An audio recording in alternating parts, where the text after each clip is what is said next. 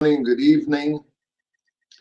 This afternoon, my time here in Yerushalayim, I'd like to go a little bit into an interesting subject, at least for myself, Judaism and music, Judaism and the arts. Now, by no means we're going to be able to explore this extensively whatsoever. I just really want to take three ideas that I had of connecting the idea of music and things that we see in Yiddishkeit, in Jewish thought. Let's start off then. So what is Jewish music exactly? And what makes it different from any other kind of music? Is it really different? If you look at the music today, it borrows heavily from the secular music, and it always has done. And maybe Mitzvah Hashem will explore that synthesis and where something travels over from being secular music to being Jewish music. It's not so clear exactly how that happens, but not really, but when that happens. When does something become Jewish? But I want to focus on one idea that many years ago I heard from Rabbi Shapiro, that if you really wanted to know, when we talk about Jewish music, when we're talking about Jewish music, meaning the music of the Levim, the music of the Beis Hamikdash, that's Jewish music. And if you want to know what those songs sounded like, if you want to know what the closest thing we have maybe in our own day, our own generation, to understand what that music sounded like, he said it probably sounded much like classical music. And the reason is that classical music has its roots in the Gregorian chants of the Catholic Church. And those Gregorian chants, he said, were derived from the music that the Levim played in the Holy Temple. In other words, and I don't think he said this, but maybe I'm extrapolating a little bit. When the Romans burned the house of Hashem, the Beis Hamikdash, and they took us, the Jewish people, into exile, they also exiled the music with us. They took the music into captivity. If anybody represents music in the whole extent of Jewish forefathers, of the Avos, it's David HaMelech. David HaMelech is known as Naim Zemiras Israel, literally the sweet singer of Israel. It was David HaMelech who was able, with his lyre, with his harp, to soothe the depression of Shaul HaMelech, who rise as the wind at the midnight would caress the strings of his harp. David is Melech Israel. He is the Melech. And David is connected with music, and therefore music and Malchus are connected together. And therefore, when the Romans took the Malchus, they stole the Malchus from the Jewish people, and they took that into captivity. So they took the music as well, because music is what I'm trying to point across here, is a chelek, a portion of Malchus. And now it sings for a new master. And so the classical music was handed down, and we'll come to that in a little while.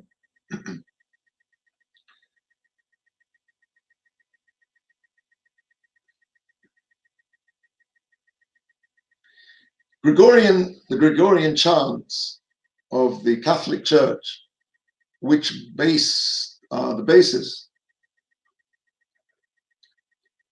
of classical music. If you listen to them, they're very simple, and they're what's called monophonic, meaning the music consists of only one melodic line without any accompaniment. And the beauty of the chant, the beauty of it is the serene, undulating shapes of the melody, but it always returns to the tonic note, to the do. Do, re, mi, fa, sol, la, ti, do. Do is the root note, the fundamental note. And the mesmerizing quality, the tension of that chant, and the fulfillment of the reaching of the climax or the resolution of that chant comes from this exquisite longing always to return to the root note of the scale, to that tonic note, to return to do. For example, you might have a tune that goes something like this. Die, die, die, die, die, dum, die, die, dum. But the note, everything is always going back to this note, die, die, die, die, wherever it goes to. But it'll always come back to the do, to the root note. All of the Gregorian chants and all of music started off, Western music starts off with this idea of tension and resolution, straying away, so to speak, from that da, from that root note, and then finally, and of course, in a big symphony, everything will come crashing down, returning to that tonic note, the resolution, the fulfillment, the climax, which always goes back to do. Now, the development of Western music shows an increasingly complex use after this of harmony. In the Baroque period, some 500 years ago, more, great importance was attached to the mathematical interlacing of the melody lines. This was known as counterpoint. Composers, well-known composers, for example, like Bach, J.S. Bach, were sometimes called upon. Of course, all these composers were basically held out by princes. They were supported by princes, and they were the court composer. And they were sometimes when the nobles would get together, they would pit one composer against another. And they'd sometimes be called upon instantly to compose fugues, these very complicated interlacing pieces of music, to show their technical prowess. My composer is better than your composer. But the point is that however complicated, however convoluted, however much counterpoint there was in these melody lines, and they're very clever and mathematical, but they always return back to do, back to the tonic, back to the root note, the king note. This all changed in the 20th century. The 20th century produced the highest level of technological civilization known to man. At the same time, it produced the greatest violence and barbarism. It also produced the greatest era of atheism. The chaos in the modern worldview was reflected in its music. Now, during the First World War, 1914 to 1918, a revolutionary in music theory took place, and it overthrew all of Bach's rules of harmony and counterpoint, and it changed the way music had sounded for hundreds of years. Let me try and explain what happened. Now, if you open up a piano and you play all the white notes from C to C, that's called the Diatonic Scale, upon which classical music is based. And although modern music increasingly strayed away and used notes which were somewhat, so to speak, off the beaten track, but there was always a very clear hierarchy still. But if you take that piano and you play not just the white notes, but you start at C and you play every single note, the black, the white, the black, the white, the white, the black, all the way up to the C above that, the octave above that, you'll have played 12 notes. Now that scale, that series of notes is called the Chromatic Scale. As I said, Western music from the earliest time was founded on the Diatonic Scale, which according to the key consists of 7 of those 12 notes. And not all the notes can be used at the same time. Otherwise it sounds discordant to us, sounds strange, sounds... You can imagine that Beethoven's Fifth Symphony in a chromatic, with a chromatic scale, would be something like da da da da, da da da da. The ear rejects that. The chromatic scale is a bit like that to listen to. During the First World War, Arnold Schoenberg invented the 12-tone scale. He decided to use all the notes in the chromatic scale, And basically, more than just it sounding very discordant, but something fundamental changed in the whole hierarchy of melodic structure. Because as we said up till now, inevitably, in any tune, in any song, in any piece of music based on the diatonic scale, there will always be this tension which is always resolved by returning to the tonic, to the root note, to the king note, to do. When you have a 12-tone scale, there's no such thing as a root note. No king note, no note to which all the other notes, so to speak, bend their heads in submission. In a sense, Schoenberg was saying all notes are equal. There's no root note, there's no king note, there's no do. Schoenberg went on and he refined his creation and brought it to perfection in the 1920s. Now, after Schoenberg, basically, composers became more interested in dissonance, disharmony, than in harmony. And basically, once Schoenberg had dethroned the rules of diatonic composition, many other composers followed suit with their own compositional styles. The door was open. There were other composers who didn't follow Schoenberg's rules. He had his rules. They invented their own rules. Their methods, their style, including Schoenberg, are collectively known as atonality.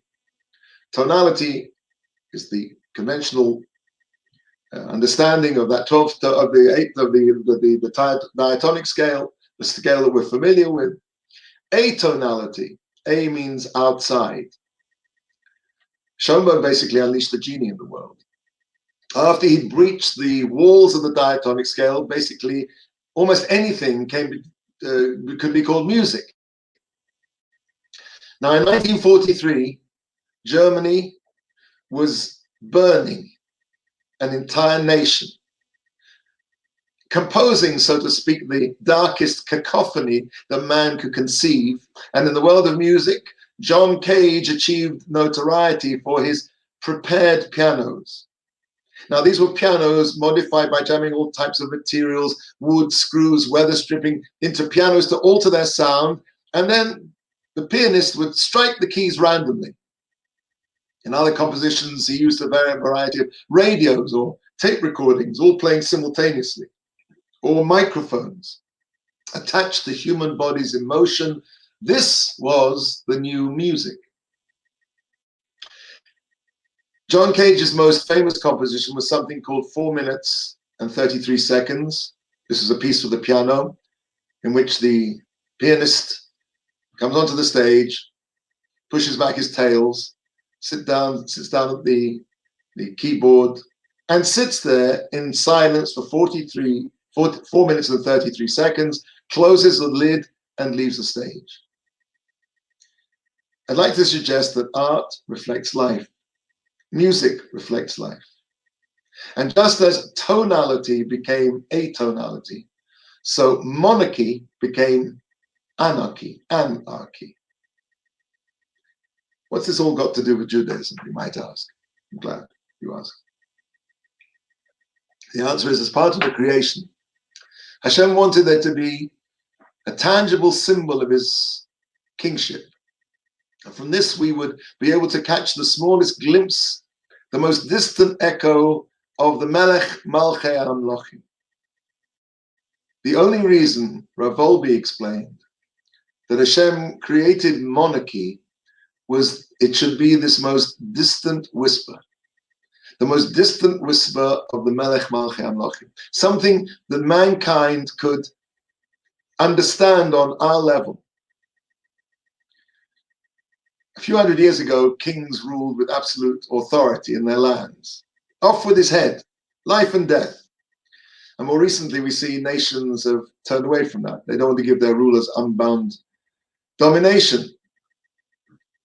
Rather, the king was shackled by the rule of the state. I remember as a young boy watching the coronation of Queen Elizabeth II. And even in my short life, I can see how monarchy has sunk from being something which was really on an untouchable pedestal in many ways, to being the diet, the fodder, tabloids, the media, and social media. They've sunk. The whole concept of monarchy has sunk. Why is this? Rabbi explained that since monarchy was created for this one reason only, to give us a microcosmic semblance of the Melech Malachei Amlochim, Melech Malachei Amlochim HaKadosh Baruch Hu. Hashem relates to us measure for measure. When the world at large believed in a God, so Hashem afforded us an ever-present representation of His majesty in the form of the rule of kings. And this was mirrored also in the arts, in music, in the Diatonic Scale, where all its notes led back to the king, to Do. And when the world turned to atheism, theism means belief in God, atheism means the opposite of that, then Hashem withdrew the power of kings as a reflection, as a mida keneged mida. If you turn away from me, I will withdraw the power of the kings, that distant echo, says Hashem, of my malacha, my malucha. And in the arts, which represent a certain aspect of the soul of mankind, at the same time there was a loss of tonality in music, an anarchy in music, an atonality in music. And if we look at the visual arts as well, we see the realism, the great painters, 17th, 18th century, give way to cubism, abstraction, nihilism. That's the first idea I wanted to present to you, that the growth of atheism in the world, by and large, the world always believed in a power. It's only something fairly recent that atheism has become a very widespread phenomenon. And when that happens, you have, along with that, Hashem withdraws that reflection of himself, and in art, what was order becomes disorder. Tonality becomes atonality. It's as though it's saying that there's no king, there's no melech, chas v'chalila. Okay, that's one idea that I wanted to share with you. Another idea connected to music,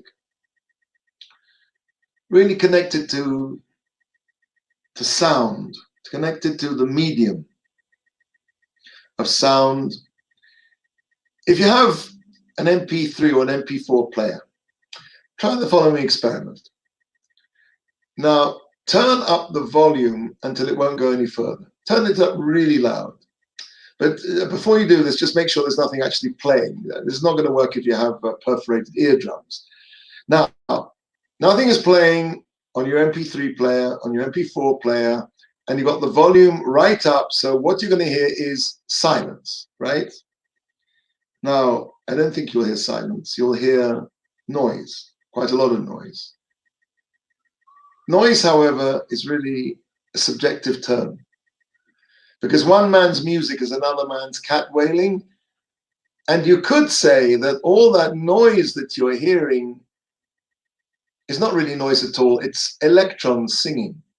Every transistor, every resistor, every circuit, every part of that circuit which is engineered for you to play music really is singing its own music, its own song. When you apply a current to it, it comes to life, it sings. Let me try and explain what I mean. I'll give you another example first. So that was sound. The medium of sound itself sings. Way back in the 1960s, there was a film about a photographer who unwittingly photographs a murder. Now, he doesn't realize he's photographed this murder. And he takes his film back to the laboratory in his flat. And of course, this is back in the days where there was real film, where you took this strip of plastic, basically, and you developed a latent image that the lighted created on the film. Film is basically silver crystals embedded into a plastic strip of film. And he made what's called a contact sheet, small little pictures of each frame. And he blows one of these pictures up and he sees something under a tree that he can't quite make out. So he goes back into the darkroom and he keeps re-photographing each print and making larger and larger and larger and larger enlargements of this tiny piece of the film. In point of fact, you could probably see the same thing today if you take a digital image and you blow it up enough. It could be the same. It's pretty much like our MP3 and MP4. But in the end, the point was that his trained photographer's eye detects a human body lying under the tree. What's interesting is to the audience in the film, the audience, that picture, you don't see at all the dead body. You just see all these dots. It's like a pointillistic abstraction filled with dots. If you blow up a negative enough, the image will yield to the background, to the fabric of the film itself, the noise of the photograph, the background noise. Or is it its song? Maybe just like the singing of the circuits of an MP3 or an MP4. If you turn up the volume loud enough, you can hear that background noise. So a photograph, a digital center, also has noise. Noise? Maybe it's a song. What am I getting at? When Bell Labs built a giant antenna in Holmdel, New Jersey in 1960, it was part of a very early satellite transmission called Echo. However, there were two employees of Bell Labs, two guys called Arno Penzias and Robert Wilson, and they had their eye on the Holmdel antenna for quite a different reason. They realized it would make a superb radio telescope. And they got permission to use it as such. When they started their research, and they found that they couldn't get rid of the background noise. It was like trying to tune into your favorite radio program and it being obscured with static. And this annoyance, this background noise was uniform. And it was a signal in the microwave range, and it seemed to come from all directions. So everyone assumed that it was some kind of short circuit in the telescope itself. They checked out everything. They tried to find the source of this excess radiation blocking their studies, their investigations. They even pointed the antenna right at New York City, because there's no bigger urban noise than the Big Apple, the transmissions from there. It wasn't urban interference. It wasn't radiation or extraterrestrial radio sources. And it wasn't even the pigeons. Penzias and Wilson kicked them out of the big horn-shaped antenna, and they swept out all their droppings, and still there was this background noise, this hum. The source of this noise remained constant throughout the 4 seasons, so it couldn't have come from the solar system. It couldn't have been the product of a 1962 above ground nuclear test, because within a year that fallout from the test would have shown a marked decrease and it stayed the same. They had to conclude that it wasn't the machine and it wasn't random noise causing radiation. So what were they hearing? Eventually, they came to the staggering conclusion that what they were hearing was the very first moments of the creation, the Big Bang. Now, that discovery in 1963 of the cosmic microwave background of the Big Bang was the first proof, demonstration, physical demonstration of the theory that the universe was born at a definite moment. In the 1950s, there were 2 rival theories about the origin of the universe. The first was called the steady state theory. This had been put forward by Herman Bondi, Thomas Gold, and Fred Hoyle. And they held that the universe was homogeneous in space and time and remained like that forever. It was a steady state. This is essentially what the Greek culture had posited, that the universe was kadmon, that it had always existed. And of course, as we know, the Jewish people have had a centuries, millennia long machlokas with the Greeks. Now, at the time, the rival and at that time more controversial theory sought to incorporate the expansion of the universe into the framework of a theory. Because Edwin Hubble had shown in 1929 that galaxies are moving away from one another at remarkable speeds. So this implied that the space between those galaxies is constantly expanding, not a steady state. Now, a few physicists, led by George Gamow, had taken this notion further and argued that the separation between the galaxies must have been smaller in the past. In other words, if we see there's an expansion now, retroactively, we could posit that it was smaller in the past.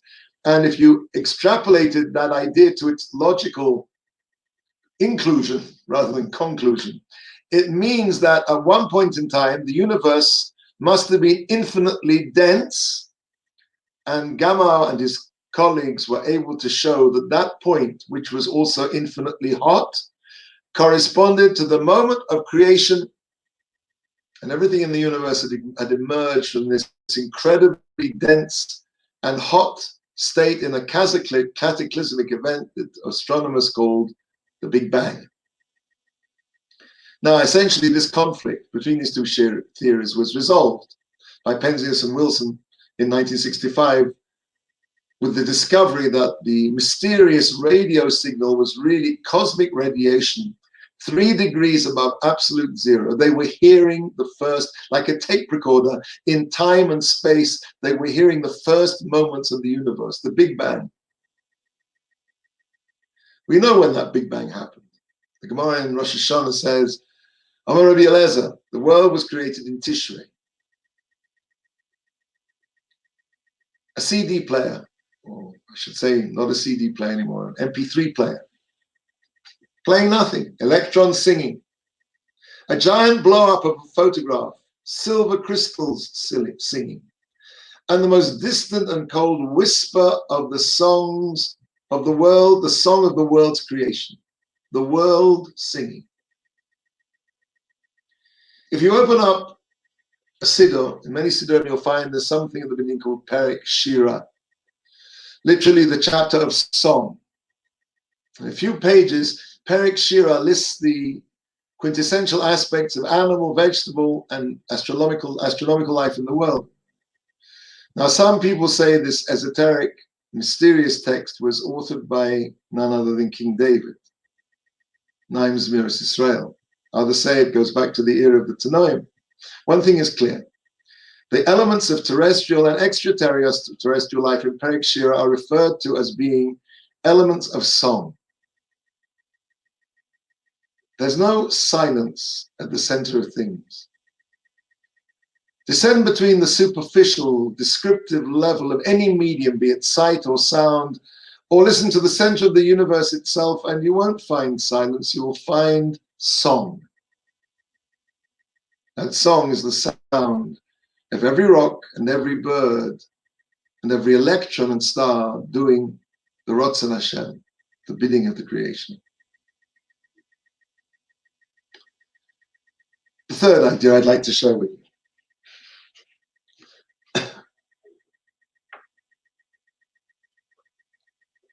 We spoke a couple of times about David HaMelech, King David.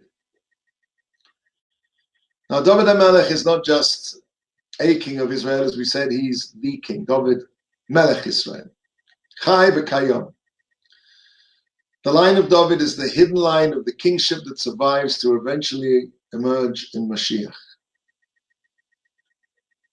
What is this connection between Malchus, Mashiach, and music?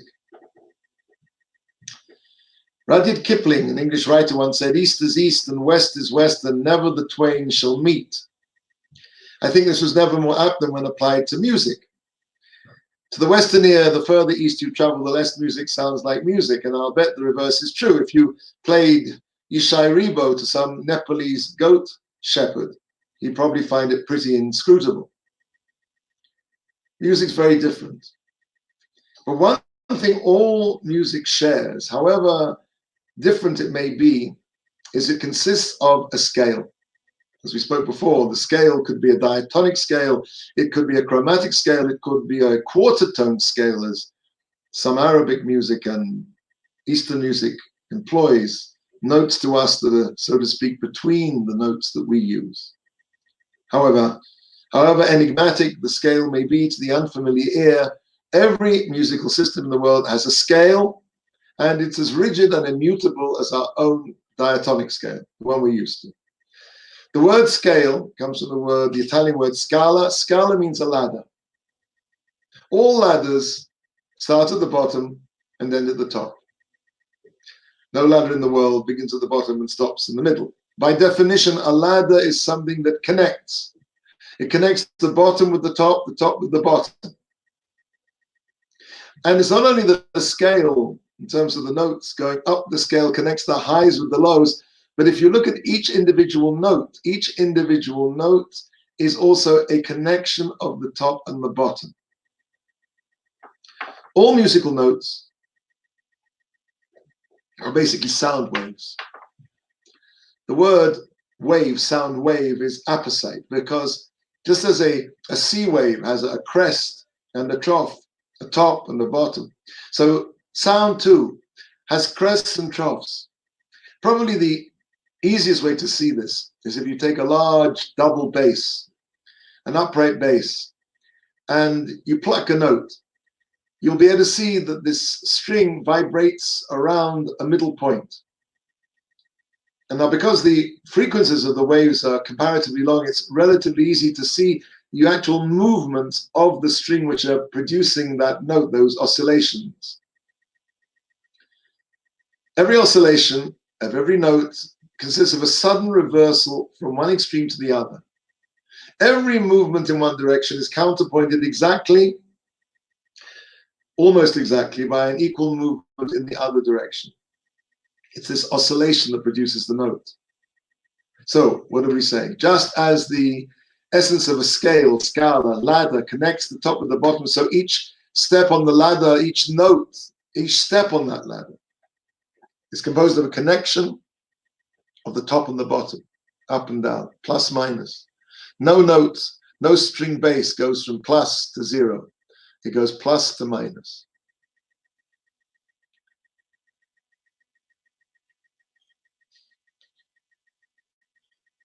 I was thinking about the Omer.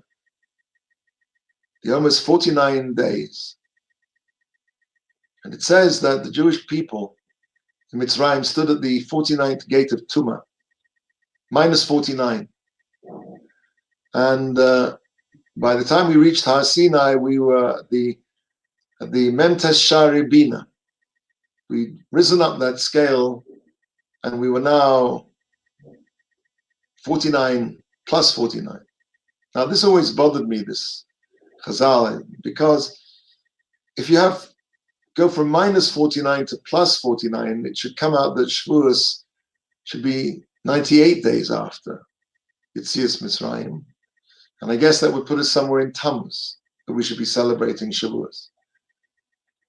So what's the idea? Why is it that we only count those 49 days? So one of the answers is that it's a mistake to think that on every day when we count the Omer, that we're nullifying that particular evil, a particular Ra, and moving up from minus 49 to minus 48, minus 47, etc., till we get to zero and then plus one. What happens is, on every day of the Sphira, there is contained within that Sphira Sa'omer, that counting we spoke about in the last year about Sphira Sa'omer, that ability to clarify. We take that power of the negative, the power of the minus, and we flip it into something which is a plus. Every step is not just the negation, the Su'meira, but it's that particular aspect of Aseh Tov on each particular level of the scale. and therefore we only count 49. Music is a scale. The top and the bottom is connected. Each note connects the top and bottom of that wave that produces the note. Shavuos, from Pesach to Shavuos, is a flipping, is a hippuch of the Ra connecting the top to the bottom. And on the emotional level too, music connects the highs and the lows. Everybody knows the feeling that you can be very miserable. And music has the ability to soothe the savage breast, as Congreve put it, to change our mood. And the converse is also true, that music can change our mood from being very bright and happy to being somber and contemplative. How does music contain within it this empathy, this ability to change somebody's mood? Empathy comes from shared experience.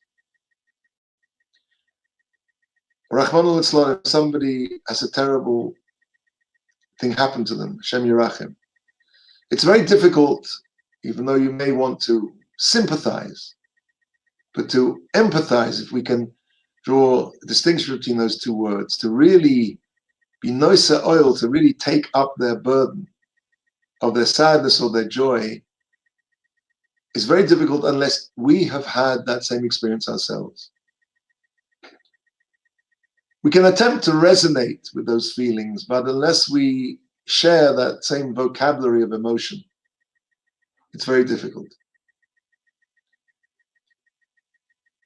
Music elevates us because it seems to say to us, it says in the sources that the source of music is in the Mora Shchora. I'll translate the words. Mora Shchora basically means black bile. The emotional state of the human being was once at one point qualified by different humors.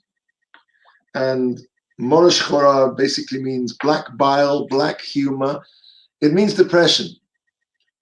The root of music is in depression, meaning that music elevates us because it comes from depression. It says to us, so to speak, I know what you're feeling. I've been there. I come from there. Music's roots are in the blackness of despair, and so they can take us up. They can elevate us to the heights of elation. Music can come to us like a familiar voice caressing our souls with the shared knowledge of the deepest sadness, and it can fly with our highest elevation. It connects the two extremities of feeling.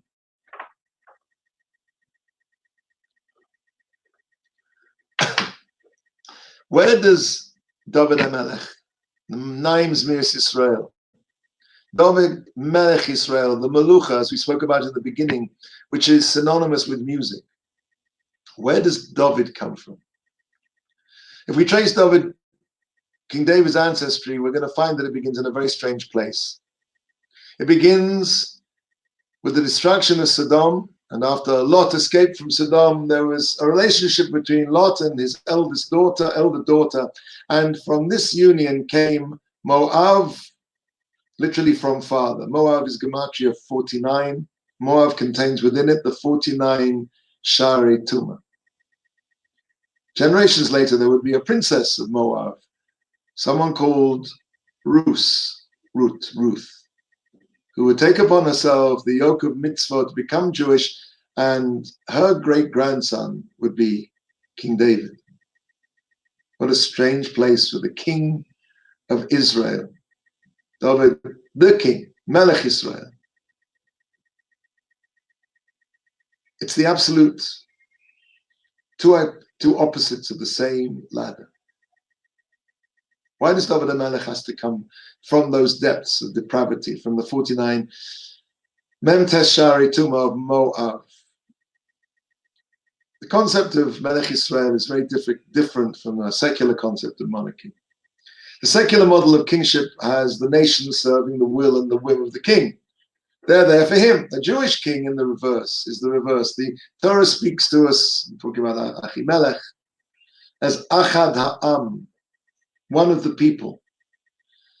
Achad Am can be understood, he is the Miyached Am. He is the one who unifies the people, embodies the people, unites the people. He's the ultimate servant of the people. He personifies the nation, and therefore he has to relate to every single part of that nation. He has to be able to contain within himself even the lowest part of the nation, even down to that Memtesha. And it's from that depth, the depth of depression, the depth of the bottom of the scale, that allows the king to resonate with his people and to express their emotions and their joy and to become the Naim Zemiris Yisrael. Regarding the destruction of Saddam, it says, V'yafoch es ha'oim ha'el, es ha'kika, ve'es kol yoshvei ha'orim, v'tzemach ha'adama. It says that God overturned these cities and the entire area and all the inhabitants of the cities and the tzemach, the vegetation of the soil. Very strange verse. Let's read it again. And God overturned these cities and the entire area and all the inhabitants of the cities and the vegetation. Somewhat pathetic, somewhat of a come down. What does the Torah need to tell me to emphasize something as seemingly trivial and insignificant? Having told me that Hashem overturned cities, the entire area, all the people, and the vegetation. Mashiach is known as the Tzemach Tzedek. Tzemach means something which sprouts. Tzedek means righteous. Tzemach means something that germinates. If you've ever planted a plant, you'll know that when you plant a seed in the ground and you water it, counter to your expectations, it doesn't start to grow. It rots. It rots and decomposes until the point where it's almost not there at all, and then in a split second, there's a hippuch, a sudden reversal where it springs from the bottom, from complete lifelessness into life. In the death of the seed lies the birth of the plant. When the world reaches its absolute nadir, when it can't get any worse, that's a moment of great hope. When things seem to be completely out of control, we'll be catapulted to the top of the ladder. That's why Mashiach is called the Tzemach Tzedek. A total, instant reversal from the bottom of the top. Melech HaMashiach, the Melech who contains within him all those 49 levels which can reach to the point where, as we said the other day, that this world is 7 days of the week, 7 colors in the rainbow, 7 notes in the diatonic scale. If you want to go to the ultimate extreme of this world, times the 7 by the 7. 7 times 7, 49. There's no more in this world than 49. 7 by itself. That's the end of the world. When you hit that barrier, that 49th Shah of Tuma, suddenly everything is hippuch, is overturned. That's the pasuk is hinting to us to. These cities, Veskal Akika, the plain, Veskal Yoshvei Ha'arim, Tzemach Ha'adoma. That is the Tzemach Tzedek, the coming of Mashiach, who will turn everything over in a second. We talk about Mashiach as Hevlei Mashiach, the birth pangs of Mashiach. Why? Why is that analogy of a birth pang? Let's say you are a Martian, for the sake of argument. Now in Mars, as you know, there's no such thing as parents. Martians are single-cell, self-replicating organisms, and Martians also have very strong telescopes. Now, a particular Martian is sitting and he trains his telescope on a place called Hadassah Hospital into the delivery rooms, and he sees this poor earthling female writhing around in terrible, terrible agony with all these people standing around with white coats, and nobody seems to be doing anything, be able to do anything for her. And it looks like the most terrible tragedy. Everything is destined for disaster. And in a split second, there's a hippuch. Everything is turned on its head and everything becomes joy. Hevle Moshiach, Tzemach Tzedek. At the point where things seem to be impossible of being any worse, they suddenly give way to the greatest joy. I'd like to sum up with a story. At the beginning of Parshas Masai, the Torah lists 42 places where the Jewish people encamped on their way to Eretz Yisrael. What's the reason for these 42 stops in the desert? There's a mystical concept that the purpose of these encampments was for the children of Israel to release and gather the tzotzot hakadusha, sparks of holiness, which are trapped in the desert's emptiness. Each of these stopping places corresponded to a letter of Hashem's name, and that name actually, just after the Chododi, in the prayer Ona B'Koach, if you look on the side of the Siddur, you'll see there's an acrostic of all the first letters of the words, and that is the Shema Gadol Shel HaKadosh Baruch Hu Mem Beis Osios, the 42 letter name of Hashem, which each of those stops in the desert was able to be mavareh, to clarify, to bring back that spark of Kedusha, a little more of the recognition of Hashem's name in the world. His name becomes more and more complete. He becomes more recognized. Ma'aseh Avos Similar Bonim, just as the fathers, so the children. The Jewish people 3,000 years later are still journeying. 200 years there, a few hundred years there. On our journey through Spain, England, China, America, we have been extracting, redeeming those the tzotzot hakadusha, and when this process is complete, the Mashiach, the Anointed One, will gather all of the Jewish people to the land of Israel, and all the songs of holiness will once again be heard. There's a story that I heard that goes like this. There was a Rabbi in Russia, and his carriage was speeding through the swirling mists of a Russian morning. Inside there was the Rebbe and the Shamas, and all you could hear was the dull thud of hooves on the thin turf. And then suddenly the Rebbe told the Shamas to stop the carriage. They got out of the carriage and they walked down into the field, and there was this shepherd singing this beautiful tune, the most beautiful song you could imagine. The Rebbe listened very intently to this shepherd for some time, and when he came to the end, the Rebbe said to him, "That's such a beautiful tune. I'd love to hear that again. Would you sing that for me again?" So the Rebbe, the shepherd said, "Sure." He sang it again. Got to the end, the Rebbe said, "I think I've got it. It goes like this." And he sang the whole tune back to the shepherd.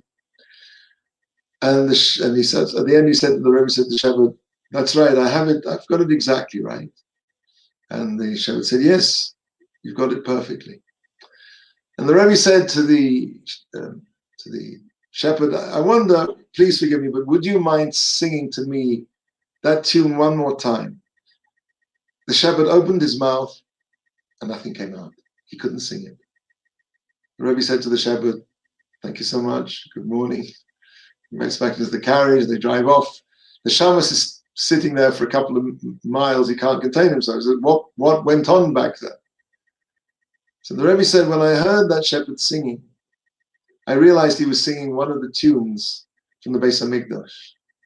And that tune, like a spark of Kedusha, had been brought into exile, passed down from father to son, until finally it was returned to the Jewish people. And that's why he forgot the song, because once he'd returned that spark of holiness, there was no reason anymore for the klippah, for the shell, to need to contain and protect that spark of Kedusha.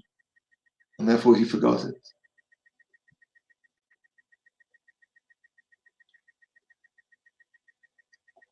Jewish people have been singing that song in exile. Very soon, we'll see the Levium with their instruments, with their songs, the Beis Hamikdash, when all doubters fled from the world, and all diseases fled from the world, and all the world will echo, will say in one voice, Hashem Elokei Yisrael Hu HaMelech. Thank you for joining me.